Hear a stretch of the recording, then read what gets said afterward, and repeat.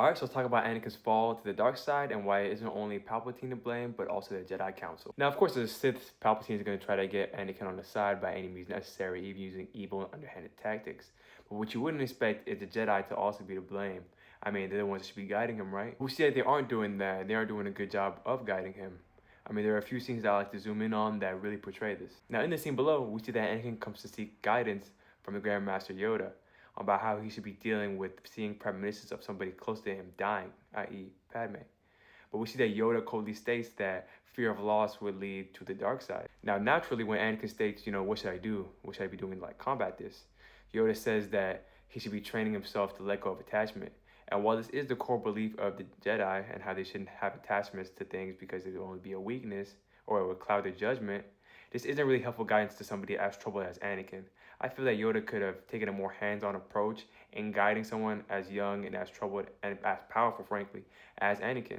Now, for somebody as in tune with the Force as Yoda is, I feel like he should be able to sense this inner turmoil happening inside of Anakin, and he should have wanted to take a more hands-on approach. However, you could say that maybe this isn't Yoda's job, and it's more a job for Obi-Wan, since Obi-Wan was Anakin's master. But then again, the advice given from Yoda is not helpful at all. Now, even moving past Yoda and his failures for teaching Anakin, we move to the next Jedi, Sam Jackson, or should I say Mace Windu, who actually has a more interesting dynamic with Anakin, and probably the most interesting dynamic with Anakin, other than Anakin's master, Obi-Wan. Now, the dynamic is interesting to me because Mace Windu always seems to see Anakin as lesser or more of just a powerful force in the Jedi ranks, but not Jedi in and of itself. This all comes to a head at the Jedi meeting when they give Anakin a seat at the council, but not the rank of master. Now, everyone knows well that Palpatine is just using Anakin just so that he can spy on the council on what they're doing.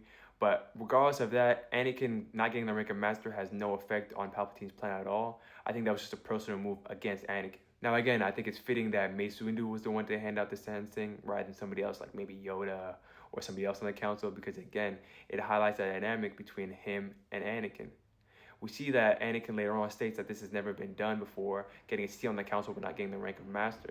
And you can tell that this was somewhat shocking because when it happens, Anakin abruptly yells out, this is not fair, or how is this possible, and looks to his master for reassurance, but his master looks away. Now, this takes me nicely to my next scene where Anakin is trying to voice his frustrations to his master Obi-Wan. Anakin continues on to talk about how this is unjust and how this is something that's never happened before in the history of the Jedi. However, Obi-Wan's response is very telling on where Obi-Wan stands. He tells Anakin that this is an honor for him to be on the council at an age that he's at.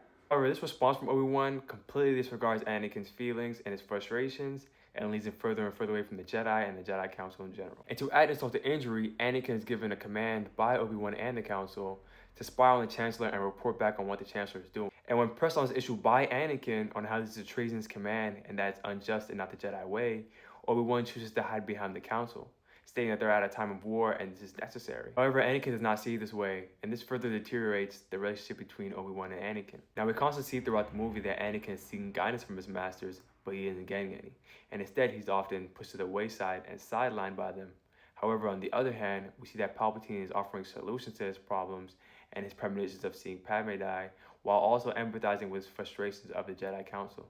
Now, even though Sidious is doing this selfishly and is manipulating Anakin, he offers that support system that Anakin desperately needs. With all occurring throughout the story, when Anakin is forced to make a decision between the Jedi, the so-called good guys, that didn't offer any guidance or support system for Anakin and didn't give him any solutions of what he should be doing, versus the only person that told him, I have a solution for you and I can save the person you love.